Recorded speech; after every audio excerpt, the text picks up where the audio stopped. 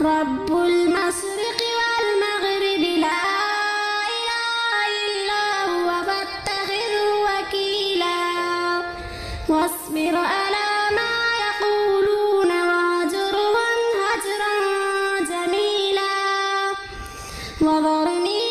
المكذبين أولي النعمة ومهلهم قليلا إن لدينا أنكالا وجحيما وطعاما ذا غصة وعذابا أليما